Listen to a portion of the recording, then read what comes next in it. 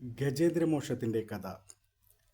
പുരാതന കാലത്ത് ത്രികൂടപർവ്വതത്തിനടുത്തുള്ള ഒരു മനോഹര തടാകത്തിൽ ഗജേന്ദ്രൻ എന്ന മഹാബലശാലിയായ ആനരാജാവ് തൻ്റെ കൂട്ടത്തോടൊപ്പം ജീവിച്ചിരുന്നു. ഒരു ദിവസം കടുത്ത ചൂടിൽ ഗജേന്ദ്രൻ തടാകത്തിൽ കുളിക്കാനിറങ്ങി. അപ്പോൾ വെള്ളത്തിൽ ഒളിച്ചിരുന്ന ഒരു മുതല അവൻ്റെ കാലിൽ കടിച്ചു പിടിച്ചു.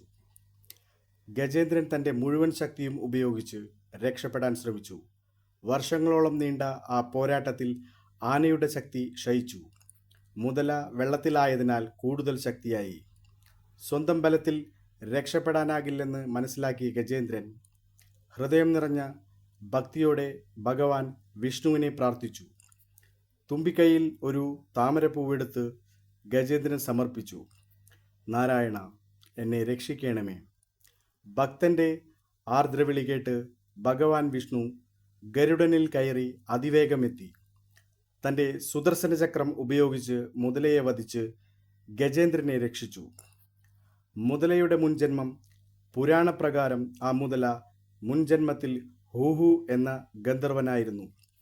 ഒരു മഹർഷിയുടെ ശാപം മൂലം മുതലയായി ജനിച്ചു. വിഷ്ണുവിൻ്റെ സ്പർശത്തോടെ അവനും ശാപമോചനം ലഭിച്ചു. ഗജേന്ദ്രൻ്റെ മുൻജന്മം. ഗജേന്ദ്രൻ മുൻജന്മത്തിൽ ഇന്ദ്രദ്യുമ്നൻ എന്ന ഭക്തരാജാവായിരുന്നു. അഗസ്ത്യ മഹർഷിയുടെ ശാപം മൂലം ആനയായി ജനിച്ചെങ്കിലും ഭക്തിയുടെ ശക്തിയാൽ മോക്ഷം നേടി.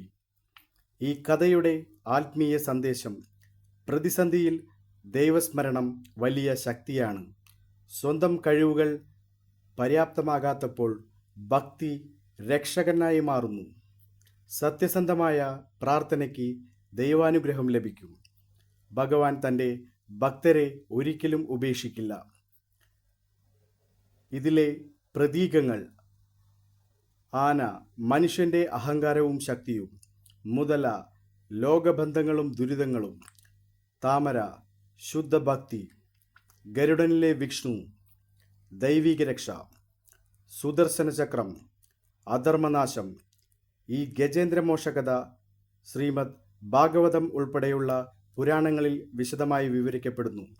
ഭക്തിയോടെ ദൈവത്തെ ആശ്രയിക്കുന്നവർക്ക് അവസാനം ദൈവസഹായം ഉറപ്പാണെന്ന സന്ദേശമാണ് ഈ കഥ നൽകുന്നത്.